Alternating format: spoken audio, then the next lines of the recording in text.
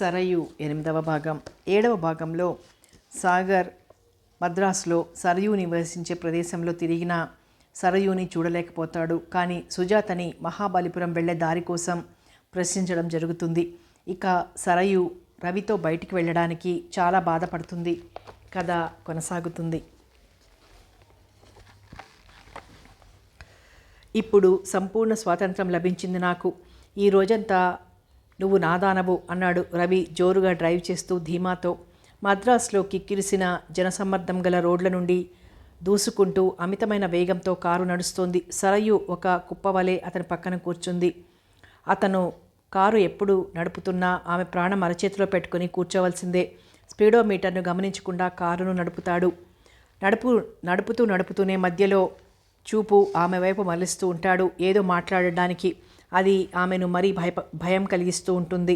Traffic అంత ఎక్కువగా ఉండే రోడ్ల మీద అలా ఒక్క సెకండ్ కూడా పక్కకు తిరిగి చూడడం ఎంతో ప్రమాదకరమైనప్పటికీ అతను మాత్రం ఆ అలవాటు విడిచిపెట్టాడు. వర్షం వచ్చేలా ఉంది అన్నది భయాన్ని వెల్లడించే స్వరంతో. మనమిద్దరం ఒకచోట ఉండగా ఏది జరిగినా నాకిష్టమే, నాకేమీ భయం లేదు అన్నాడు రవి. 1-2 నిమిషాల వరకు ఎవరూ మాట్లాడలేదు. అబ్బా, ఆ ఇంట్లో అలాంటి మనుషులతో నువ్వెలా ఉండగలుగుతున్నావు సరియు? నువ్వు ఇలాంటి మనుషులతో ఉండగలవని నేనెన్నడూ అనుకోలేదు. ఇప్పుడు కూడా నమ్మలేకపోతున్నానన్నాడు మళ్ళీ. అందుకేనా వాళ్ళిచ్చిన కాఫీ కూడా తాగకుండా చెట్టుచాటున వంచావు? అన్నం కూడా గిరాటు పెట్టడానికి వీలుంటే అంత పని చేసేవాడివేమో. అలాంటప్పుడు పిలవని పేరంటంగా వాళ్ళ ఇంటికి రావడం దేనికి అన్నది. సాగర్ అయితే ఇలాంటి పనులు ఎన్నటికీ చెయ్యడు. అతనికి కావలసింది మనుషులలోని మంచి గుణం కానీ పై వేషాలు కావు అనుకుంది మనసులో. ఓహో, అయితే నువ్వు గమనించావన్నమాట. అది కాఫీ కాదు, విషం. ఆ అమ్మాయి వేసుకున్న బట్టలు, చిచి ఎంత వికారం. కానీ ఆ పిల్ల నాలాంటి వాడి చేతిలో ఉంటే మరీ అంత వికారంగా తయారయ్యేది కాదు అన్నాడు వెకిలిగా నవ్వుతూ. సరయు అందుకు జవాబు ఇవ్వకపోవడం గమనించి సంభాషణ మార్చాడు. పోనీలే, వాళ్ళ సంగతి మనకెందుకు. నేను నిన్ను బయటికి తీసుకొచ్చింది వాళ్ళని గురించి మాట్లాడడానికి కాదు, అవునా అన్నాడు. ఏమో, నన్నెందుకు బయటికి తీసుకొచ్చావో నాకు తెలియదు. నీతో రావడానికి నాకేమాత్రం ఇష్టం లేదు.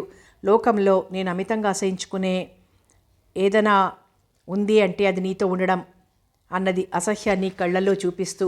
1 సంవత్సరం క్రితం నువ్వు ఒక రోజంతా ఏమన్నావో నాకింకా బాగా జ్ఞాపకం ఉంది. దాదాపు ఇలాంటి వాతావరణమే. ఆ మాటలు ఇప్పుడు జ్ఞాపకం చేయమంటావా అన్నాడు తమాషాగా నవ్వుతూ. అక్కర్లేదు, నేనేమి పాత వాటిని విందల్చుకోలేదు అన్నది కఠినంగా. మళ్ళీ వెకిలిగా నవ్వాడు రవి. ఆ మాటలు మళ్ళీ ఒకసారి నీ చెవులతో వింటే మంచిదనుకుంటాను. ఆనాటి రాత్రి నువ్వు చెప్పిన విధంగా వచ్చి స్టేషన్ దగ్గర కాచుకొని కూర్చున్నాను. నువ్వు ఎవరో ఫ్రెండ్స్తో స్టేషన్కి వచ్చావు వాళ్లను సాగనంపడానికి. ట్రైన్ వెళ్ళిపోయింది. నువ్వు ప్లాట్ఫామ్ మీద నా కోసం చూస్తూ నించున్నావు. రెప్పపాటు కాలంలో వచ్చి నీ దగ్గర వాలాను. నన్ను చూడగానే నీ ముఖం విప్పారింది. వెడదామా అన్నాను. అంతకంటే లోకంలో నాకు కావాల్సిందేముంది? ఈ లోకాన్ని వదిలి మరో లోకానికి రమ్మన్నా సిద్ధమే అన్నావు. కానీ ఇప్పుడు అదంతా మర్చిపోయి నేను నిన్నెప్పుడూ ప్రేమించలేదు అంటావు. సంవత్సరంలోనే ఇంత మార్పా? నేను నిన్నెప్పుడూ ప్రేమించలేదు. ముమ్మాటికి చెబుతున్నాను, నేను నిన్ను ప్రేమించనే లేదు. మన కథందా వింటే లోకం దానిని అసలే ఒప్పుకోదు. ఇతరులతో కానీ లోకంతో కానీ పనిలేదు. నన్నింతకంటే ఒప్పించలేవు. నిన్ను ఒప్పించడానికి నేనేం ప్రయత్నించడం లేదు.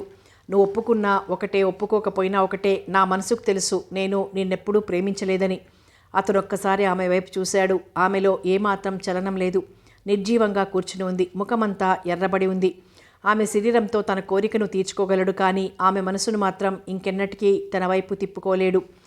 ఇది ఎప్పటికీ సాధ్యం కాదు. నక్షత్రాన్ని అందుకోవడానికి కిటికీ అద్దాలను పగలగొట్టే పిచ్చివాడిలా ఉంది అతని స్థితి. కిటికీ అద్దాలను పగలగొట్టగలడు, కానీ నక్షత్రాన్ని మాత్రం అందుకోగలడా? అది ముందెంత దూరంలో ఉందో అంతే దూరంలో స్థిరంగా పవిత్రంగా ఉంటుంది. అది ఆ పిచ్చివాడి భ్రమ. అలాగే రవి కూడా ఆమె శరీరాన్ని వశపరుచుకోగలడేమో, కానీ ఆమె మనసును మాత్రం ఎట్టి పరిస్థితుల్లో కూడా అతని వశం కాదు. చాలా ర్యాష్గా డ్రైవ్ చేస్తున్నావు అన్నది సరయు. ర్యాష్గా డ్రైవ్ చేస్తున్నప్పుడు అపాయం జరిగితే తాను చచ్చిపోతానేమోననే భయం ఆమెకి ఏమాత్రం లేదు. వాళ్ళిద్దరూ ఒకే కారులో ఉండి ఒకేసారి చనిపోవడం మామయ్యకు సాగర్కు తెలిస్తే వాళ్ళెలా భరించగలరు అనేది ఆమెకు విచారాంశం. చచ్చేటప్పుడు కూడా ఈ దుర్మార్గుణ్ణితోనే చావవలన భగవంతుడా అని వాపోయింది. ఏం, చచ్చిపోతానేమోనని భయపడుతున్నావా అని ఎగతాళిగా అన్నాడు. చావంటే ఏ కోసానా భయం లేదు, చావు కోసమే ఎదురు చూస్తున్నాను అని అతని కళ్ళల్లోకి చూస్తూ అన్నది. అది ముమ్మాటికి నిజమేనని గ్రహించాడు. స్పీడ్ తగ్గించాడు. ఇంకా ఎన్ని రోజులు వీళ్ళ దగ్గర ఉండాలనుకుంటున్నావు అన్నాడు. ఇక్కడింకా కొన్ని నెలలుంటాను అన్నది. నేను మాత్రం త్వరగా వెళ్ళాలనుకుంటున్నాను అన్నాడు. ఆ మాట వినగానే సరయు హృదయం సంతోషంతో ఒక్క గంతు వేసింది. అతను వెళ్ళిపోతే తాను హాయిగా ఇంకా కొన్నాళ్ళు ఇక్కడే సంతోషంగా గడపవచ్చును అనుకుంది. పోవచ్చును, నిన్నాపే వాళ్ళెవ్వరూ లేరు అంది. నేను వెళ్ళేటప్పుడు నిన్ను కూడా నాతో పాటు తీసుకుని పోతాను అన్నాడు. ఆమె అతని ముఖం వైపు చూసి హేళనగా నవ్వింది. నేనేమంటున్నానో అది బాగా ఆలోచించి అంటున్నాను. జ్ఞానం కలిగిన దానివైతే మారు మాట్లాడకుండా నాతో రా అన్నాడు అధికార స్వరంతో. ఇలా బాధించడానికేనా నిన్ను బయటికి తీసుకొచ్చింది అన్నది బాధగా. ఒట్టు, అలాంటి ఉద్దేశంతో తీసుకురాలేదు. సంతోషంగా ఒక దినం గడుపుదామని తీసుకొచ్చాను.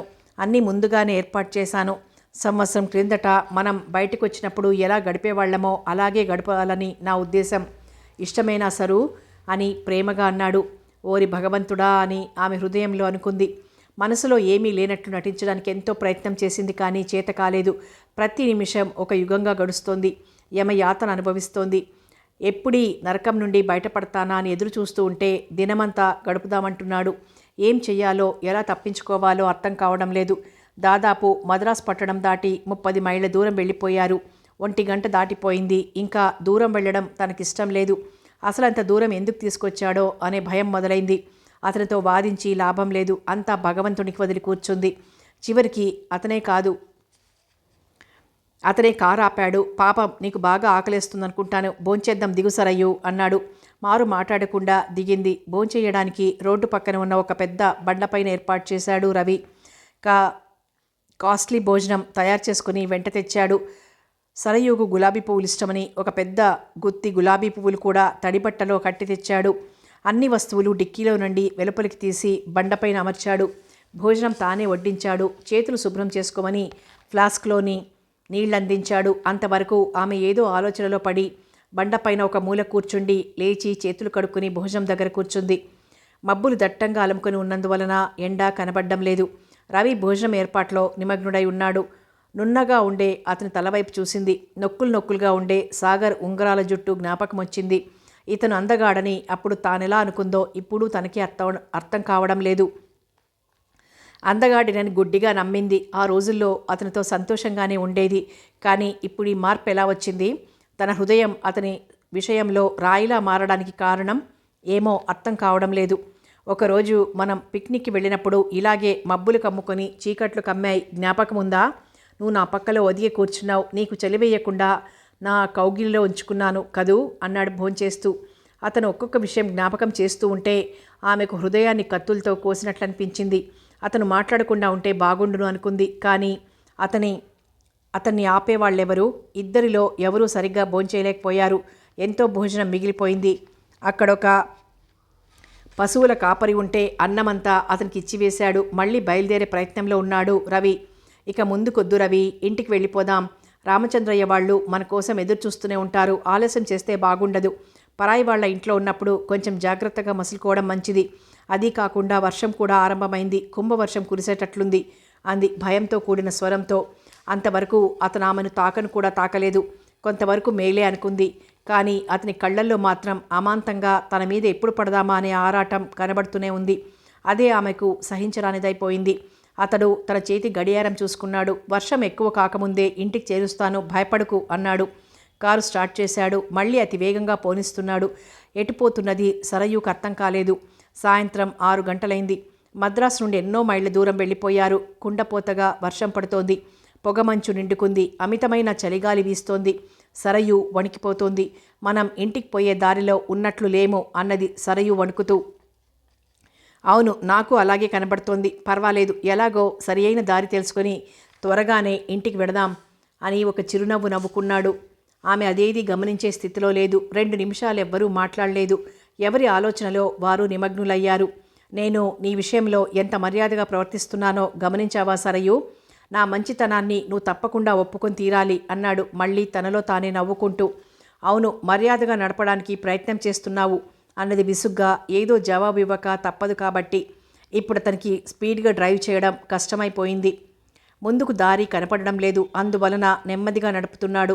కారు ఇంకా ముందుకు సాగుతోంది. ఒక్కొక్క చోట దారి చాలా ఎత్తుపల్లాలుగా ఉంది. అది అసలు సరైన రోడ్డు కాదు, కాలిబాట. మంచు దట్టంగా ఉంది. ముందు ఏముందో కనిపించడం లేదు. అసలు ఈ దారి ఎక్కడికి పోతుందో ఎవరినైనా అడిగితే బాగుండును అన్నది. అడిగితే మంచిదే, కానీ ఎవరిని అడిగేది? 20 మైళ్ళ నుండి ఇంతవరకు ఒక్క మనిషి కూడా కనబడలేదు అని వికారంగా పెద్దగా నవ్వాడు. సరయు మళ్ళీ గడియారం చూసుకుంది. అప్పుడు సరిగ్గా 7:10 రవి తెచ్చిన గులాబీలు ఆమె ఒడిలోనే వాడిపోయాయి. వాటిని మెల్లగా సీటు కిందికి నెట్టింది. అతను చూస్తాడని అనుకోలేదు. కాఫీ చెట్టు చాటుకు విసిరిన దానికంటే నేను తెచ్చిన పువ్వులు సీటు కిందికి నెట్టేయడం తక్కువదంటావా అన్నాడు. వాడిపోయిన పువ్వులేగా అన్నది నిర్లక్ష్య భావంతో. ఆ పువ్వులు వాడిపోయినా ప్రాణప్రదంగా దాచుకోవాలని అతని కోరిక. కానీ ఆ రోజులు గడిచిపోయాయి. అతని దగ్గర నుండి వచ్చే ప్రతి పువ్వు, ప్రతి ఉత్తరం ఎంతో విలువగల వస్తువుల వలె దాచుకునేది. కానీ ఇప్పుడు ఆ విలువ అతనికే లేదు. అతని వస్తువులకు ఎలా ఉంటుంది? అదుగో మన ఎదుట ఏదో కుగ్రామం ఉన్నట్లుంది. చిన్న చిన్న దీపాలు కనబడుతున్నాయి అన్నది ఎంతో ఆశతో. అలాగే ఉంది. అక్కడికి వెళ్తే మనం ఇప్పుడు ప్రపంచంలో ఏ మూల ఉన్నామో తేలిపోతుంది అన్నాడు చిలిపితనంగా. దాదాపు 1 మైలు దూరం వెళ్ళిన తర్వాత ఒక చిన్న ఊరు చేరుకున్నారు. చిన్న చిన్న ఇండ్లు, ఊరి వెలుపలనే ఒక చిన్న సత్రం, చిన్న కాఫీ హోటల్ ఉన్నాయి. నువ్వు చాలా చల్లబడిపోయావు. వేడివేడి కాఫీ తాగితే కొంత తేరుకుంటావు అన్నాడు. నాకేమీ వద్దు, మనం ఇప్పుడే ఇంటికి వెళ్ళిపోదాం. ఇప్పటికే ఎంతో ఆలస్యమైపోయింది. ఇంకా ఆలస్యం చేయడం నాకు ఇష్టం లేదు. సరైన దారి అడిగి తెలుసుకుని వెళ్ళిపోదాం అన్నది. ఆమె మాటలు వినిపించుకోనట్లు కారు దిగి సత్రంలోకి వెళ్ళాడు. 2 నిమిషాలలో బయటకొచ్చి సరయూని లోపలికి రమ్మన్నాడు. ఆమె కూడా మారు మాట్లాడకుండా కారు దిగి సత్రంలో ప్రవేశించింది. సత్రం లోపలి భాగం చాలా శుభ్రంగా ఉంది. బొగ్గులు వేసిన కుంపటి వెలుగుతూ ఉంది. ఆమె వెంటనే వెళ్ళి కుంపటి దగ్గర కూర్చుంది. చలికి ఆగలేక రవి ఇంకా లోపలి గదిలోకి వెళ్ళాడు. సత్రం అధికారితో ఏదో మాట్లాడి తిరిగి సరయూ దగ్గరకొచ్చాడు. మనం దారి తప్పిపోయాం సరయూ. ఇప్పుడు మనం మద్రాసు నుండి సరిగ్గా 60 మైళ్ళ దూరంలో ఉన్నాం అన్నాడు నెమ్మదిగా. ఆమె తల తిరిగిపోయింది. దుఃఖం వెలవెలపోయింది ముఖం. నువ్వు కావాలని చేసిన పనిది అన్నది. అంతకంటే ఇక ఎక్కువ మాట్లాడలేకపోయింది. కళ్ళల్లో నీళ్లు తిరిగాయి. జరిగిన దానికి నేను చాలా విచారపడుతున్నాను. నువ్వేమనుకున్నా ఇప్పుడు ఇక చేసేది ఏమీ లేదు. ఇక్కడ భోంచేయడానికి ఏమైనా దొరుకుతుందేమో తెలుసుకుంటాను. భోంచేసి బయలుదేరదాం. మంచు ఇంకా ఎక్కువ కావచ్చంటున్నారు సత్రం అధికారి. మద్రాసుకు వెళ్లే దారి ఆయన మనకు చూపిస్తారు. ఏమీ దిగులు పడొద్దు అన్నాడు. విచారంతో అలసటతో కళతప్పిపోయిన ఆమె ముఖం చూస్తే అతనికి జాలి వేసింది. నీకోసం ఇలా ఇచ్చి వెళ్ళి నీ కోటు ఇలా ఇచ్చి వెళ్ళి ముఖం కడుక్కుంటే కొంత అలసట తీరుతుంది. ఈ లోపుగా నేను భోజనానికి ఏర్పాట్లు చేస్తానన్నాడు. ఆమె కోటు విప్పి అతనికి ఇచ్చింది. అప్పుడే ఒక 12 ఏళ్ల పిల్ల వేడి నీళ్ల బకెట్ తీసుకుని ఆ గదిలోకి వచ్చి తనతో పైకి రమ్మని సరయూను పిలిచింది. ఇద్దరు మెట్లెక్కి పైకి వెళ్లారు. అది ఒక చక్కని పడక గది. శుభ్రంగా ఉంది. ఒక మూల డ్రెస్సింగ్ టేబుల్ ఉంది. దాని మీద చక్కని గులాబీల పువ్వులతో నిండిన వాజు ఉంది. అబ్బా, ఎంత చక్కటి పువ్వులు! ఇంత చిన్న ఊర్లో కూడా ఇంత చక్కటి పువ్వులు దొరుకుతాయా అని అంటూ వాసన చూడబోయింది సరయు. అవునమ్మా, అయ్యగారు ఈ ఉదయమే పంపించారు అన్నది ఆ అమ్మాయి అమాయకంగా వేడి నీళ్లలో చన్నీళ్లు కలుపుతూ. 1 నిమిషం సేపు సరయు స్తంభించిపోయింది. ఎర్ర గులాబీలు, మధ్యాహ్నం బండ మీద భోంచేసేటప్పుడు అమర్చబడిన పువ్వులు, తన ఒడిలో వాడిపోయిన పువ్వులు, తాను సీటు కింది తోసివేసిన ఆ పువ్వులు, ఆ ఎర్ర గులాబీలు, ఏ ఎర్ర గులాబీలు ఆమెకంతా అర్థమైపోయింది. మరికొన్ని విషయాలు తెలుసుకుందామనుకుంది ఆ పిల్లని అడిగి. కానీ ఆ పిల్ల అక్కడ లేదు. తలుపులు మూసేసి వెళ్ళిపోయింది. ఇది తెలియక దారి తప్పడం కాదు, ఈ ఏర్పాట్లు జరగడానికి సమయం కావాలని ఉద్దేశపూర్వకంగా దారి తప్పించాడు. ఆ ప్రయత్నానికి ఈ మంచు, కుంభవర్షం తోడ్పడ్డాయి. భగవంతుడు దొంగకు వీలు కలిగించడానికి కారు చీకట్లు కలిగిస్తాడు. అలాగే రవి పాపం పండడానికి సృష్టి కూడా సహాయపడింది. ఇక ఆ రాత్రి ఆమె అతనితో అక్కడ గడపవలసిందే. భరించడానికి వీలుగాని సంఘటన జరిగినప్పుడు మొండి ధైర్యం కలగటం చాలా చిత్రమైన సంగతే. అనుకోని విధంగా సంభవించిన ఈ ఆపదను నిబ్బరంగా ఎదుర్కోవడానికి సిద్ధపడింది సరయు. అలా ఎదుర్కోకపోతే తనకు రానున్న ముప్పు బాగా తెలుసు. ఆ పడక గదిలో నుంచున్నప్పుడు తనకు కలిగిన ధైర్యం మున్నెన్నడూ రాలేదు. తానేమాత్రం అనుమానపడకుండా అతని వెంట ఎలా వచ్చిందో తనకే అర్థం కాలేదు.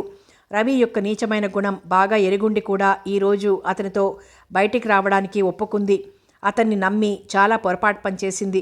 సంవత్సరం క్రితం ఇదే మాదిరిగా ఆమెను ఊపిరి కూడా పీల్చుకోనివ్వకుండా వెంటబడి తప్పుదోవ తొక్కించాడు. 6 నెలల క్రిందట మళ్ళీ తెలివి కోల్పోయి అతని మాటలు నమ్మి డబ్బుతో అతని నోరు మూయించవచ్చునని ఆశపడి రెండవసారి తప్పు చేసింది.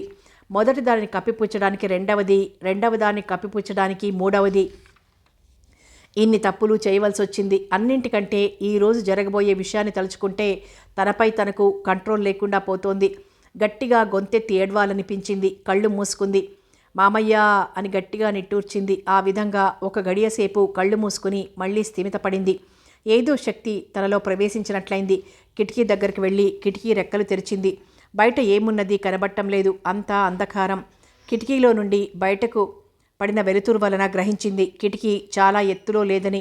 అక్కడ లేకప్పు పైనుండి వర్షపు నీళ్లు పోవడానికి అమర్చబడిన గొట్టం ఉన్నట్లు కనబడింది. దగ్గరగా వెయ్యబడిన తలుపు గొళ్ళెం లోపల నుండి బిగించింది. అప్పుడు కిందికి పోయి రవినీలా ఎందుకు చేశావని అడగడం వల్ల లాభం లేదని ఆమెకు తెలుసు. అతను ఇప్పటికే ఏదో కట్టుకథ అల్లి చెప్పి ఉంటాడని, అందరి ముందు తనను తెలివి తక్కువ దానిగా రుజువు చేస్తాడని తెలుసు. కాబట్టి అక్కడి నుండి తప్పించుకొని పారిపోవటం ఒక్కటే మార్గం అనుకుంది. తన కోటు కూడా దగ్గరలేదు. బయట విపరీతమైన చలి. అంత చలిలో బయటికి ఎలా పోవాలి అనే ఆలోచన కానీ, ఇంత చీకటిలో ఒంటరిగా ఎలా పోవాలనే భయం కానీ కలగలేదు. ఆమెకు భయాన్ని కలిగించే విషయం ఒక్కటే, అది తాను ఆ రాత్రి అతనితో అక్కడ గడపడం. ఎక్కడ నుండి వీలైనంత తొందరగా బయటపడదామని అనుకుంటూ ఉండగానే ఆ పెనుపిల్ల వచ్చి తలుపు తట్టింది. భోజనం తయారైందమ్మగారు, అయ్యగారు రమ్మంటున్నారు అన్నది. ఇదిగో ఇప్పుడే 1 నిమిషంలో వస్తాను అని, ఈ ఆలస్యం చేస్తే ప్రమాదమని నెమ్మదిగా కిటికీలో నుండి దూరి బయటపడింది. తాను సన్నగా ఉన్నందుకు భగవంతుడికి కృతజ్ఞతలు తెలుపుకుంది. బయట పడిందే గాని కాలు మోపడానికి ఏదీ పట్టు దొరకలేదు. కొంతసేపు అలాగే కిటికీ పట్టుకుని వేలాడింది. ఒకసారి గోడకు మోపిన కాలు జారి కింద పడిపోయేటంత పనైంది. కానీ మళ్ళీ నిలదొక్కుంది. మెల్లగా ప్రయత్నం చేసి నీళ్ళగొట్టాన్ని చేరుకొని దానిని పట్టుకుంది. ఆ గొట్టం కూడా పొడుగులేదు. దాదాపు 10-12 అడుగుల ఎత్తు నుండి కిందికి దూకవలసి వచ్చింది. అయినా ధైర్యం వదలకుండా ప్రాణం అరచేతిలో పెట్టుకుని కళ్ళు మూసుకుని దూకింది. అంత ఎత్తు నుండి దూకడం వలన చేతులకు కాళ్లకు దెబ్బలు తగిలాయి. కానీ వాటిని ఏమాత్రం లెక్క చేయలేదు. 1 నిమిషం సేపు అక్కడనే అలాగే నుంచుండి లోపల నుండి ఏదైనా చప్పుడవుతుందేమోనని ఆలకించింది. తలుపు తెరిచిన చప్పుడు విన్నది. ఇక అక్కడ నుంచుంటే ప్రమాదమని వెనుకకు తిరిగి పరిగెత్తనారంభించింది. 2 నిమిషాల్లోనే పొగమంచులో లీనమైపోయింది. ఆ విధంగా పరిగెత్తుతూ దాదాపు 4-5 ఫర్లాంగులు వెళ్ళిపోయింది. అంతా కటిక చీకటి, భయంకరమైన మార్గం. ఇక పరిగెత్తలేకపోయింది. రొప్పుతూ వణుకుతూ ఆగిపోయింది. కళ్ళు విప్పుకుని తన చుట్టూ ఏముందో చూడటానికి ప్రయత్నించింది. కానీ ఆమెను చుట్టుకున్న పొగమంచు ఆమెను ప్రపంచం నుండి వేరు చేసింది. ఒక వెలుతురు కనబడటం కానీ, ఒక చప్పుడు వినబడటం కానీ లేదు. తాను నడిచి వచ్చిన ఊరు తప్పితే తనకు తెలిసిన ప్రదేశం కానీ, మనుషులు కానీ ఆ సమీపంలో ఎక్కడా లేరు. పిచ్చి నవ్వొకటి పెదవుల పైకొచ్చింది. ఈ సంగతి మామయ్యకు కానీ, సాగర్కు కానీ, రామచంద్రయ్య వాళ్లకు కానీ తెలిస్తే ఏమనుకుంటారు అనుకుంది. దాదాపు 9 గంటలై ఉండొచ్చు అనుకుంది. ఆ కాళరాత్రిలో తనకెవరైనా మనుషులు దొరకడం అసంభవం. మోటార్లో వెళ్లేవాళ్లు కూడా ఇలాంటి రాత్రి ప్రయాణం చెయ్యరు. చల్లని గాలి శరీరాన్ని చిల్లులు పొడుస్తోంది. ఇప్పుడు గ్రహించింది తన కోటు అక్కడనే విడిచి వచ్చిన సంగతి. పట్టుదలతో ముందుకు నడవడం ప్రారంభించింది. ఒకసారి గుడ్లగూబ ఒకటి తలపై నుండి ఎగిరిపోయింది భయంకరంగా అరుస్తూ. ఆ అరుపుకు సరయు గుండె ఆగినంత పనైంది. తాను ఈ స్థితికి రావడానికి, ఇలా జరగడానికి కారణం తానే కాబట్టి ఎవరిని నిందించవలసిన పనిలేదు. తాను రవి చేతిలో నుండి బయటపడింది. ఇక భయపడవలసిన పని కూడా లేదనుకుంది. అంతగా పోతే ప్రాణం పోతుంది కానీ మానం పోదు. తన స్త్రీతత్వానికి చేటు ఉండదని తృప్తి పడింది. తాను నడిచే దారికి అంతం లేనట్లనిపించింది. నడిచి చివరికి ఆ దారి 2గా చీలిపోయే స్థలానికి చేరుకుంది. ఇప్పుడు ఎటుపోతే ఎక్కడికి చేరుతుందో తెలియలేదు. ఒకసారి తను మామయ్య కలిసి కారులో వెడుతూ ఉంటే ఇలాగే చీకటి పడడం, దారి తప్పిపోవడం జ్ఞాపకం వచ్చింది. అప్పుడు మామయ్య 2 దారులు కలిసే స్థలంలో ఎటుపోవడానికి తోచినప్పుడు కుడివైపుకు పోవడం మంచిదని కుడివైపుకు కారు నడిపించాడు. భగవంతుని దయవలన ఒక ఊరు చేరుకున్నారు. కాబట్టి ఇప్పుడు కూడా కుడికి పోతే మంచిదనుకుని కుడికి మరలింది.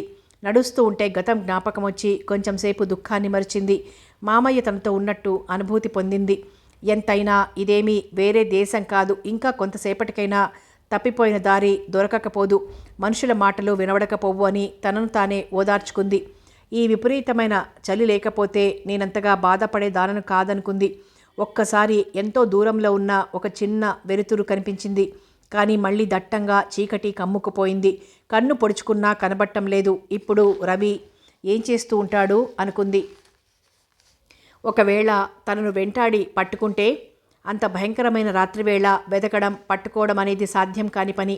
అసలు ఆమె ఏ వైపుకు వెళ్ళిందో తెలుసుకోవడమే కష్టం. ఏది ఏమైనా అతనితో ఉండడం కంటే ఆ భయంకరమైన చీకటిని చలిని ఓర్చుకోవడమే మేలనుకుంది.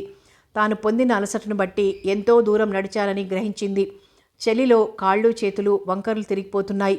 ఎన్నోసార్లు కళ్ళు మూసుకుని తడుముకుంటూ నడిచింది. ఒక్కొక్క చోట పెద్ద బండలు తలదాచుకోవడానికి తగిన స్థలం వలె కనబడ్డాయి. కానీ ఎక్కడా అడగడానికి మనసు సమ్మతించటం లేదు. తనకు శక్తి ఉన్నంత వరకు నడిచి ముందుకు పోవాలి. తెల్లవారేటప్పటికీ తగిన ఆశ్రయం సంపాదించాలి. అంతవరకు ఎక్కడా ఎట్టి పరిస్థితిలో ఆగకూడదు అని దృఢ సంకల్పం చేసుకుని నడుస్తోంది. తాను ఆ విధంగా అంత భయంకరమైన రాత్రి ఒంటరిగా నడిచి వచ్చానని చెప్తే వినేవాళ్ళు ఏమనుకుంటారని ఆశ్చర్యపడింది. నువ్వెక్కడి నుండి వచ్చావు అని ఎవరైనా అడిగితే మద్రాసు నుండి అని చెప్తే దాదాపు 60 మైళ్ళు కాలినడకన వచ్చావా అని ఆశ్చర్యపడతారు. నమ్మరు కూడా. కాబట్టి తాను వేరే ఏదైనా ఆలోచించాలి అని ఇలా అనుకుంటూ ఉంటే మళ్ళీ ఆ ఆలోచన మామయ్య వైపుకు మళ్ళింది. చివరి రోజున వాళ్ళు మామయ్యతో సాగర్ టెన్నిస్ ఆడటం, టీ దగ్గర తన చెయ్యి సాగర్ చెయ్యి కలవడం జ్ఞాపకం వచ్చాయి. ఒకవేళ ఆ రోజే అనుకున్న సత్యం చెప్పి ఉంటే ఇప్పుడు ఈ విధంగా కటిక చీకటిలో చలిలో రాత్రంతా ఇంత అవస్థ ఉండకపోయేది అనుకుంది. ఒకవేళ తాను మళ్ళీ అతని దగ్గరికి వెళ్ళినప్పటికీ అతని ప్రవర్తనలో అప్పటికి ఇప్పటికీ ఎంతో వ్యత్యాసం కనబడుతుంది. ఇలా తలుచుకుంటూ చిన్నగా అడుగులు వేసుకుంటూ పోతూ ఉండగా ఒక పెద్ద వెలుతురు సగం మూతల పడిన ఆమె కళ్ళను విప్పేటట్లు చేసింది. ఆ వెలుతురు చీకటిని పొగమంచును చీల్చుకుంటూ వచ్చింది. అది తన ఊహయో లేక నిజమైన వెలుతురో అనుకుంటూ అలాగే కదలిక లేకుండా నిలబడిపోయింది. అంతలోనే ఒక స్వరం ఎవరక్కడా అని దూరం నుంచి అరవడం వినబడింది. దగ్గర నుంచే నిలిచినప్పటికీ పొగమంచు వలన ఎంతో దూరం నుంచి పిలిచినట్లనిపించింది. మానవ స్వరం వినగానే సరయూకి మతిపోయినంత పనైంది. పిచ్చిదాని వలె ఒక్క గంతు ముందుకు వేసింది. వణికే పెదవులతో అస్పష్టమైన మాటలతో ఎంతో ప్రయత్నం మీద నేనొక దారి తప్పిన మనిషిని అన్నది ఆతృతతో. అక్కడే ఉండు, కదలొద్దు, నేనొస్తున్నాను అని మళ్ళీ ఆ స్వరం జవాబు చెప్పింది. తర్వాత ఆ మనిషి తన దగ్గరకు వస్తున్నట్లుగా అడుగుల చప్పుడు వల్ల గ్రహించింది. ఇంతలోనే ఒక భయం ఉద్భవించింది. అతను రవి కాడు కదా అనుకుంది. మళ్ళీ తృప్తి కలిగింది. అతను రవి కాజాలడు. ఆ వచ్చే మనిషి వేరే వైపు నుండి వస్తున్నాడు. రవి మాత్రం కాడని నిశ్చయించుకుంది. ఒకవేళ రవి వచ్చినప్పటికీ అతను తనను చేసేదేమీ లేదు. ఆమెకున్న శక్తినంతా ఖర్చయిపోయింది. ఇంతలోనే ఆ వెలుతురు చాటు నుండి ఆ స్వరం మళ్ళీ వినబడింది. సరయు, నువ్వా అని. అది సాగర్ స్వరం. ఆ స్వరం వినబడిన దిక్కును పిచ్చిదాని వలె చూస్తోంది. అతని ముఖం కనబడ్డం లేదు. ఆ వెలుతురుకు ఆమె కళ్ళు మూతలు పడ్డాయి. మాట్లాడడానికి శక్తి లేదు. అతని చేతిలోని వెలుగు ఆరిపోయింది. ఆ చేతులు ఆమె భుజాల మీద పడ్డాయి. అరే, నువ్వు పూర్తిగా తడిసిపోయావు సరయు, చెలలో బిగుసుకుపోతున్నావు అని వెంటనే తన కోటు విప్పి ఆమెను చుట్టివేశాడు. ఆమె పిచ్చిదాని వలె నవ్వడం ఏడవడం మొదలుపెట్టింది. ఆమె చేష్టలు ఆమెకే ఒకటిగా కనిపించాయి. కానీ ఆపుకోలేకపోతోంది. ఇది నిజంగా ఒక కల వలె ఉన్నది. ఇన్నాళ్లకు నువ్వు నాకు ఈ తుఫాన్ రాత్రి కలవడం చిత్రంగా ఉంది. ఇది నిజమని నేను నమ్మలేకపోతున్నాను. మళ్ళీ ఒక నిమిషం నవ్వడం, ఒక నిమిషం ఏడ్వడం మొదలుపెట్టింది. ఆ పొగ మంచులో నుండి ఆమె స్వరం ప్రతిధ్వనిస్తోంది. సాగర్ ఆమె నడుం చుట్టూ చెయ్యి వేసి గట్టిగా పట్టుకున్నాడు. ఆ బలమైన చేతుల పట్టు ఆమెకెంతో ఆనందాన్ని, ధైర్యాన్ని ఇచ్చింది. ఆ పట్టు ఈ ప్రపంచంలో ఆమె జీవితం ముక్కలు కాకుండా రక్షించగలదనే నమ్మకం ఆమెలో తిరిగి తొలకరించేటట్లు చేసింది. అతనికి దొరకడానికే ఆమె ఈ రాత్రి చావుగండం నుండి బయటపడింది. నా కారు ఇక్కడే ఉంది, పోదాం పదా అని ఆమెను యథాస్థితికి తేవడానికి ప్రయత్నం చేస్తూ అన్నాడు. అతనే ఆమెను తిరిగి మనిషిని చెయ్యగలడు. ఆ శక్తి ఇంకెవ్వరికీ లేదు. నేను కూడా దారి తప్పిపోయాను సరయు. అర్ధగంట నుండి ఇక్కడనే ఉన్నాను. ఇంకా ముందుకు పోతే ఈ దారి ఎక్కడికి దారి తీస్తుందననే భయంతో ముందుకు సాగలేదు. పొగమంచు ఎంతవరకు తగ్గిందో చూద్దామని టార్చ్ లైట్ వేశాను. అప్పుడే ఎవరో మనిషి వస్తున్నట్లు కనబడి పిలిచాను. అదృష్టవశాత్తు నిన్ను కనుగొనగలిగాను. నా ఫ్లాస్క్లో కొంచెం వేడి కాఫీ ఉంది, పద, ముందు అది తాగితే కొంచెం తేరుకుంటావు అన్నాడు ఆప్యాయంగా. వెంటనే వెళ్ళి కారులో కూర్చున్నారు. అతని కోటు, ఒక బ్లాంకెట్ ఆమెకు కప్పాడు. ఆమెకు ప్రేమ లోలోన తొణికిసలాడింది. ఇది నిజంగా ఒక కలయే అనుకున్నది. అతని దగ్గర నుండి మాత్రం ఏ జవాబు రాలేదు. అతని ఆలోచనలు అక్కడ లేవు. తిరిగి ఆమె మాట్లాడింది. నాకు మాత్రం ఇది కలగానే కనబడుతోంది. నువ్వెవరిని చూడవలని ఎదురు చూస్తున్నావో వారే పొగమంచులో నుండి పుట్టుకురావడం కల కాకపోతే మరేమిటి? ఇది కలయే, నిజమే కదూ సాగర్ అన్నది. ఆమె ఏమంటుందో ఆమెకే తెలియదు. దేనిని జ్ఞాపకం చేయడం మంచిది కాదో దానిని తిరిగి జ్ఞాపకం చేస్తుందా పిచ్చి పిల్ల. అతను ఆమె మాటలు విన్నప్పటికీ జవాబేమీ ఇవ్వటం లేదు. ఫ్లాస్క్లో నుండి కాఫీ కప్పులో పోసి చేతికందించాడు. కొంచెం మాత్రం తాగింది. ఇక తాగలేనంది. లేదు, ఇంకొంచెం తాగు, శరీరానికి వేడినిస్తుంది, బాగా వేడిగానే ఉంది అన్నాడు. బలవంతం చేస్తే ఇంకా కొంచెం తాగింది. ఇప్పుడు ఒంట్లో ఎలా ఉంది? కాస్త వేడి కలిగింది కదూ అన్నాడు. కాస్త అలసిపోయాను, మంచుకు తడిసిపోయాను, అంతే, ఇప్పుడు బాగానే ఉన్నాను అంది. ఇంకా కొద్దిగా కాఫీ ఉంది, అది కూడా తాగు, పూర్తిగా వేడొస్తుంది శరీరంలోకి అన్నాడు. ఆ కాఫీ అతనికి కూడా అవసరమే, కానీ తాను చలిబాధను భరించగలడు. ఆమెకు ఆ శక్తి లేదు. తాను కష్టపడినా పర్వాలేదు, ఆమె కష్టపడకూడదు. అదే అతనిలోని గొప్పతనం. లేదు, నన్నింక బలవంతం చెయ్యొద్దు, ఆ మిగిలింది నీ వంతు అన్నది. నువ్వు చలికి పూర్తిగా గడ్డకట్టుకుపోయావు. నాకంటే నీకెక్కువ అవసరం. నేను కూడా నీ మాదిరిగానే ఉండేవాడినే గాని నా కోటు నన్ను రక్షించింది. ఈ మంచు కొద్దిగా తగ్గితే బాగుండును అనుకుంటూ ఆమె నుండి కొంచెం దూరంగా జరిగాడు. నన్ను విడిచిపోవద్దు సాగర్, నన్ను గట్టిగా పట్టుకో, దూరంగా జరగొద్దు అన్నది భయంతో. లేదు, నేను నిన్ను విడిచి ఎక్కడికి వెళ్ళడం లేదు. మిగతా వాళ్ళు ఎక్కడున్నారా అని చూస్తున్నాను అన్నాడు. మిగతా వాళ్ళెవరు అన్నది. నీతో ఉన్నవాళ్ళు అన్నాడు. నేను ఎవరితోనూ లేను. అయితే నువ్వు ఒంటరిగా ఇక్కడికెలా వచ్చావు? కారులో రాలేదా? అవును, కాదు, అవును, కానీ మళ్ళీ అబద్ధమాడబోతుందేమోనని భయపడ్డాడు సాగర్. అందుకే మాట మార్చేశాడు. అయితే నువ్వు ఇప్పుడెక్కడి నుంచి వచ్చావు అన్నాడు. మద్రాసు నుండే రావడం, కానీ మేము దారి తప్పిపోయాం. ఆమె మేము అనేటప్పటికీ సాగర్ కోపంతో రోషంతో ఊగిపోయాడు. ఆమె రెండు భుజాలు గట్టిగా పట్టుకున్నాడు. మేము అంటే నువ్వు ఒంటరిగా లేవన్నమాట అన్నాడు. ఇప్పుడు ఒంటరిగానే ఉన్నాను. రావడం ఇద్దరం కలిసే వచ్చాం, కానీ నేను పోట్లాడి పారిపోయొచ్చాను అన్నది. ఎక్కడి నుండి పారిపోయొచ్చావు అడిగాడు. ఒక సత్రం నుండి. రాత్రికి కావలసిన సరంజామాలు జరుగుతూ ఉంటే నేను పారిపోయొచ్చాను. కిటికీలో నుండి దూకి బయటపడ్డాను. నా కోటు కూడా అక్కడనే విడిచిపెట్టొచ్చాను అని అర్థం లేని మాటలలో చెప్పుకుపోతోంది. అతనికంతా అగమ్య గోచరంగా ఉంది. ఆమెకు చెప్పలేకపోయింది. ఆమెకు పిచ్చి పట్టిందేమో అనుకున్నాడు. నిజానికి కొంతవరకు అంతే. తనకు తెలియకుండానే మాటలు వెలువడుతున్నాయి. స్వగతంలో చెప్పుకున్నట్లు చెప్పుకుపోతూ ఉంది. అది చాలా ఎత్తైన కిటికీ కాదు, అందువల్లనే తప్పించుకొని రాగలిగాను అన్నది. మళ్ళీ ఎంత ఆపుకుందామన్నా ఆగకుండా కళ్ళ వెంట నీళ్లు కారుతున్నాయి. ఏడ్పు ఆరంభమైంది. అంతులేని ఏడ్పు. కళ్ళ నీళ్లు కట్టలు తెంచుకొని కారుతున్నాయి. రెండు చేతులతో ముఖం కప్పుకుంది. ఇంతవరకు ఎంత ఓర్చుకున్నదో అంతకు పదింతలు ఏడుస్తోంది. కన్నీళ్లతో కోటు తడిసిపోయింది. అతను ఆమెను ఓదార్చడానికి ప్రయత్నం చేయలేదు. అలాంటి సమయంలో ఓదార్చడానికి ప్రయత్నం చేయడం నిరర్థకం. దుఃఖం తీరే వరకు ఏడ్వనిస్తే మంచిది. కొంచెం సేపైన తర్వాత రెండు చేతులతో ఆమెను పట్టుకున్నాడు. చాలు, ఇక ఏడ్వవద్దు. ఇప్పుడు నా దగ్గరున్నావు కాబట్టి నీకే కష్టం రాకుండా చూసుకుంటాను. నాకే విషయం ఏ సమాధానం చెప్పనక్కర్లేదు. నిన్ను తగినట్లు పరామర్శించి ఆదరించవలసిన బాధ్యత నాది. నా కారులోనే పడుకొని కొంచెంసేపు విశ్రాంతి తీసుకో, నిద్రపో. ఇప్పుడు ఈ మంచులో బయలుదేరిపోవడం మంచిది కాదు. కారు ప్రయాణానికి ఈ దారి తగింది కాదు. కాబట్టి ఇక్కడే ఇంకొంచెం సేపు ఆగి మంచు తగ్గిపోయిన తర్వాత బయలుదేరిపోదాం అన్నాడు. అలా చెప్తూనే ఆమెకు విశ్రాంతి తీసుకోవడానికి తగినట్లు పడక మాదిరిగా ఏర్పాటు చేశాడు. అప్పటి మనసులో ఉన్నదంతా ఒకే అభిప్రాయం. ఒక తప్పిపోయిన స్త్రీని ఒక సత్పురుషుడు ఏ విధంగా ఆదుకుంటాడో అదే విధంగా ఆదరిస్తున్నాడు, సహాయం చేస్తున్నాడు. అతడు వారి ముందటి పరిచయాన్ని గురించి కానీ ముందు జరిగిపోయిన విషయాల గురించి కానీ తలుచుకోదలుచుకోలేదు. ఆమెకు బాగా వెచ్చదనం కలిగిన తర్వాత ముఖంలో మార్పు కనపడింది. ఒకవేళ నేను ఈ సమయంలో నీకు కనపడడం తటస్థించకపోయినట్లయితే ఏమయ్యేది అన్నాడు. నేనింకా జీవించి ఉండడం దైవ నిర్ణయమే అయితే ఇంకెవరైనా నన్ను రక్షించి ఉండేవాళ్లే, కానీ నువ్వు రక్షించావు కాబట్టి నాకు చాలా సంతోషం సాగర్. ఇక నా మీద కోపం విడిచిపెట్టు అన్నది. అతడేమీ జవాబు చెప్పలేదు. 5 నిమిషాలు గడిచిన తర్వాత అగ్గిపుల గీచి ఆమె ముఖం వైపు చూశాడు.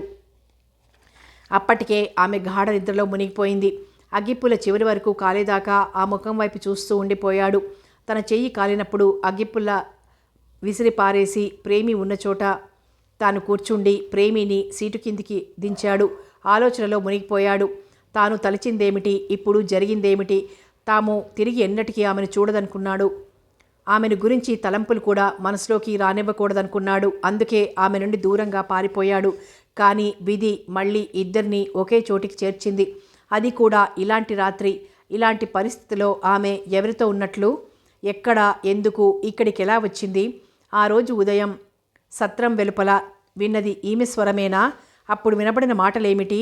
జ్ఞాపకం రావడం లేదు. ఇప్పుడు ఈ చీకటిలో పొగమంచుతో చుట్టబడి ఉన్నారు. ఇద్దరే ఉన్నారు. వెలుతురొచ్చే వరకు ఉండవలసిందే, గత్యంతరం లేదు. ఇది దైవ సంకల్పితమైన ఘట్టం. పరీక్షా సమయం. ఆమె గాఢ నిద్రలో ఉంది. తాను ఆమెకు అంగరక్షకుడిగా కూర్చున్నాడు. ఒక్కసారి ఆమె ముఖం వైపు చూశాడు. అగ్గిపుల్ల. ఇంతకుముందు ఎవరిని లక్ష్యం పెట్టని ఆమె వేరు. పసిబిడ్డ వలె ఇప్పుడు కష్టాలని మర్చిపోయి నిద్రించే ఈమె వేరు. ఎప్పుడూ నవ్వుకుంటూ అందరినీ నవ్విస్తూ తనకే విషయంలోనూ కొరత లేనట్లుండే ధీమా ఉండే ఆమె వేరు. ఇప్పుడు నిస్సహాయరాలై తన శరణుజొచ్చిన ఈమె వేరు. ఎంతటి మార్పు! ఎవరికి ఏ విషయంలో ఏం జరగబోతుందో చెప్పలేం. అన్నీ ఉండి కూడా అడవిలో దిక్కులేని దానివలే చిక్కుబడిపోయింది. అతని కళ్ళు ఒక్కసారి నీళ్లతో నిండిపోయాయి. హృదయం ద్రవించిపోయింది. చూపు వెలుపుల వైపుకు మరల్చాడు. చీకటిలోకి చూస్తూ కూర్చున్నాడు. కొంతసేపటికి అతని కళ్ళు అలసిపోయాయి. ఎంత ప్రయత్నించినా ఏదీ కనబడడం లేదు. ప్రేమి అతని కాళ్ల మీద ముడుచుకొని పడుకొని ఉంది. సరయు యొక్క ఉచ్ఛ్వాస నిశ్వాసాలు తప్ప వేరే చప్పుడేదీ లేదు. అంతా నిశ్శబ్దం, కటిక చీకటి. ఈ విశాల ప్రపంచంలో వాళ్ళిద్దరూ తప్పితే వేరెవ్వరూ మానవులే లేరు అన్నట్లనిపించింది. ఇంతలో అతనికి తెలియకుండానే కళ్ళు మూతలు పడ్డాయి. నిద్రాదేవి ఒడిలో వాలిపోయాడు. అతని చెయ్యి ఆమె చేతిని గట్టిగా పట్టుకొని ఉన్నది. తల ముందుకు వంగిపోయింది. అలానే నిద్రలో మునిగిపోయాడు. నిద్ర సుఖమెరగదు, ఆకలి రుచెరగదు. అతనికి మెలకు వచ్చేటప్పటికి బాగా తెల్లవారిపోయింది. మంచు చాలా వరకు తేలిపోయింది. సూర్యుడు ప్రకాశిస్తున్నాడు. చుట్టూ కొండలు గుట్టలు తప్ప మరేమీ కనబడటం లేదు. కొన్ని నిమిషాలు అలాగే కూర్చుండిపోయాడు. అతనికి ఎక్కడ ఉన్నది, ఎందుకున్నది కొంతసేపటి వరకు అర్థం కాలేదు. కాళ్ళు వంగడం లేదు. శరీరమంతా మొద్దుబారిపోయింది. అకస్మాత్తుగా అతనికి సరయు తన దగ్గర ఉన్నట్లు జ్ఞాపకానికి వచ్చింది. కళ్ళు బాగా విప్పి చూశాడు. సరయు తన వైపే చూస్తూ కూర్చునుంది. నాకు అడవిలో తప్పిపోయిన పాపల కథ జ్ఞాపకం వస్తోంది అన్నది. పట్టుకుపోయిన కాళ్లను బాగా చాపి కారు దిగి కొన్ని గజాల దూరంలో ఉన్న రోడ్డు మీదకి వెళ్ళి నిల్చున్నారు. ప్రేమి కూడా అతనితో పాటు కాళ్ళు విదిలించుకోబోయి రోడ్డు మీద తోకాడించుకుంటూ అతని పక్కన నిల్చుంది. కొంచెం సేపటి వరకు ఎవ్వరూ మాట్లాడలేదు. తిరిగి అతను కారు దగ్గరకు వచ్చి, మనం త్వరగా పోయి ఎక్కడినైనా సమీపంలో ఏదైనా ఊరుందేమో తెలుసుకోవడం మంచిది అన్నాడు. సాధ్యమైనంత వరకు ఆమె ముఖం చూడకుండా ఉండడానికే ప్రయత్నిస్తున్నాడు. నా ఒళ్ళంతా చాలా నొప్పిగా ఉంది సాగర్ అన్నది. అవును, రాత్రి బాగా మంచులో తడిసిపోయావు. వేడి నీళ్ళ స్నానం చేస్తే అంతా పోతుంది అన్నాడు. అలా అనేటప్పుడు ఇద్దరి కళ్ళు తెలియని రీతిగా కలుసుకున్నాయి. నువ్వు నన్నేమీ అడగవా సాగర్ అన్నది. అతను కారు తుడుచుకుంటూ బయలుదేరడానికి సిద్ధమవుతున్నాడు. నీవేమైనా చెప్పదలుచుకుంటే వినడానికి సిద్ధమే అన్నాడు. అంటే ఇంతకుముందు నీతో నేను అబద్ధం చెప్పాను కాబట్టి. అతడు తలెత్తి ఆమెను చూడలేదు కానీ అతని ముఖంలోని మార్పు ఆమె గమనించింది. నువ్వేది చెప్పాలనుకుంటున్నావో అది చెప్పొచ్చు, ఏది చెప్పకూడదనుకుంటున్నావో అది చెప్పకుండా ఉండవచ్చు. అన్నింటికీ నీకు సంపూర్ణ అధికారం ఉంది అన్నాడు. ఆ మాటలు ఆమెకు ములుకుల వలె గుచ్చుకున్నాయి. ఇంతలో కారు పోవడానికి సిద్ధమైంది. ఇద్దరు కారులో కూర్చున్నారు. ఇద్దరి మధ్యలో ప్రేమి కూర్చుంది. కారును పోనిస్తున్నాడు. ఆమె ఏ వైపు నుండి వచ్చిందో అదే వైపుకు దారి తీశాడు సాగర్. అటు వెళ్ళడం నాకు ఇష్టం లేదు సాగర్. అటు వెళ్తే నేను ఎక్కడి నుండి పారిపోయి వచ్చానో అక్కడికే చేరుతుంది ఆ దారి. కాబట్టి నువ్వు వచ్చిన దారి నుండే పోతే మనకి కొద్ది దూరంలోనే ఏదో వేరే స్థలం కనబడవచ్చు అన్నది. ఆమె ముఖం ఒక్క నిమిషం చూశాడు. సరే, నీ ఇష్టం వచ్చినట్లే పోదాం అని కారు మళ్లించాడు. సరయు సీటు వెనుకకు చేరగెలబడి కూర్చుంది. కళ్ళు మూతలు పడ్డాయి. గొంతు బాగా నొప్పిగా ఉంది. కానీ తాను మాత్రం సంతోషంగా ఉన్నట్లు అనుభూతి పొందుతోంది. తనకిప్పుడు ఎలాంటి భయం లేదు. అందుకే నిర్భయంగా కళ్ళు మూసుకొని అతను ఎక్కడికి తీసుకుని పోతే అక్కడికి వెళ్ళడానికి సిద్ధమే అన్నట్లు కూర్చుంది. ఆమె అన్నట్లే దాదాపు 10 మైళ్ళు పోయిన తర్వాత ఒక చిన్న ఊరు చేరుకున్నారు. రాత్రి సాగర్ ఒక చీలిక బాట దగ్గర పొరపాటు చేసినందువలన ఆ ఊరు చేరుకోలేకపోయాడు. ఆ విధంగా దారి తప్పిపోవడం కూడా మంచిదే అయింది. లేకపోతే సరయు సాగర్లు కలుసుకోవడం జరగకపోయేది. అంతా దైవలీల అనుకున్నాడు సాగర్. ఆ ఊరు చిన్నదే అయినా ఊరు చివరలో ఒక సత్రం, దానికి ఒక పక్క ఒక చిన్న కాఫీ హోటల్, రెండవ పక్క చిన్న తోట. తోటలో చక్కని పువ్వులు చూడడానికి ఎంతో ఆహ్లాదకరంగా ఉంది. సూర్యుడు పొగమంచును చీల్చుకొని వెలుపలికి వచ్చి కావలసినంత వేడిని వెదజల్లుతున్నాడు. వాతావరణం ఎంతో ఆనందదాయకంగా ఉంది. సరయు మనసుకు ఎంతో శాంతి ఏర్పడింది. ఆమెను కారులోనే కూర్చుండబెట్టి సాగర్ కారు దిగి సత్రంలోకి వెళ్ళి యజమానితో మాట్లాడొచ్చాడు. ఇక కారు దిగిరా సరయు, నీకు కావలసిన ఏర్పాట్లు చేశానన్నాడు. కానీ సరయు కాలు కదిలించి కారు దిగలేకపోయింది. ఇంతవరకు ఆమె అది గమనించలేదు. కానీ కారు దిగడానికి ప్రయత్నించినప్పుడు తెలిసింది తన స్థితి. శరీరం స్వాధీనంలో లేదు. కాళ్ళు భూమి మీద ఆనడం లేదు. ఆ తొట్రుపాటు గమనించాడు సాగర్. చేతుల మీద ఆమెను లోపలికి చేర్చాడు. రాత్రి తాము తుఫాన్లో దారి తప్పిపోయామని, రాత్రంతా చలిలో అడవిలోనే గడిపామని చెప్పినందువలన అక్కడ ఎవరూ వెటకారంగా చూడలేదు. సాగర్ తనను ఆ విధంగా చేతుల మీద తీసుకొని పోతూ ఉంటే ఆమెకు స్వర్గసుఖం అనుభవించినట్లుంది. అలా తీసుకొని పోయి కొంచెంసేపు హాల్లో కూర్చోబెట్టాడు. అంతలోనే వేడి నీళ్లు స్నానం కొరకు సిద్ధం చేయబడ్డాయి. అతను తన విషయంలో చూపించే శ్రద్ధ చూస్తూ ఉంటే ఆమెకు కళ్ళల్లో నీళ్లొచ్చాయి. నువ్వు నా విషయంలో ఎంతో దయ శ్రద్ధ చూపిస్తున్నావు సాగర్, దీనికి నేను తగను అన్నది. కానీ అతను మాత్రం జవాబేమీ చెప్పలేదు. స్నానాల గది చూపించాడు. అతి కష్టంగా స్నానాల గదిలోకి వెళ్ళింది ఆమె. స్నానం ముగించి వచ్చేటప్పటికి పడక కూడా అమర్చబడింది. స్నానం అయిన తర్వాత పడక గదిలోకి వెళ్ళింది. అలా ఆమె వెడుతూ ఉండేటప్పుడు గమనించాడు ఆమె మళ్ళీ రాత్రి తడిసిన బట్టలే వేసుకుందని. వెంటనే తన నైట్ డ్రెస్ తెచ్చిచ్చి, నీ బట్టలు ఆరే వరకు ఇవి వేసుకో, నీ చీర జాకెట్ ఆరవేయడానికి పనిపిల్లకి ఇవ్వని చెప్పి వెళ్ళిపోయాడు. ఆమె అతని బట్టలు వేసుకుని గదిలో మంచంపై కూర్చుంది.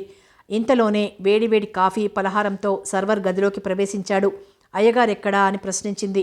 అయ్యగారు కాఫీ తీసుకుంటున్నారమ్మా, కాఫీ తాగడం అయిన తర్వాత నా దగ్గరకు రామని చెప్పు, మంచిదమ్మగారు అంటూ అతను వెళ్ళిపోయాడు. ఆమె కూర్చుని తినడానికి ప్రయత్నం చేసింది. కానీ మనసులోని వేదన ఒకవైపు, తాను కోరిన మనిషి తన సమీపంలో ఉన్నాడనే సంతోషం మరొకవైపు ఆమెను దేనిని తిననివ్వడం లేదు. కాఫీ మాత్రం కొంచెం కొంచెంగా చప్పరిస్తూ కూర్చుని ఆలోచన మొదలెట్టింది. అతను రాడేమో, తనను చూడటానికి ఇష్టం లేక ఏదైనా సాకు చెప్పి తప్పించుకుంటాడేమో అని అనుమానం కలిగింది. ఆతృతతో ఎదురుచూస్తూ కూర్చుంది. అంతలోనే అడుగుల చప్పుడు వినిపించింది. అతను వచ్చాడు. తలుపు చిన్నగా తట్టాడు. కథ కొనసాగుతుంది.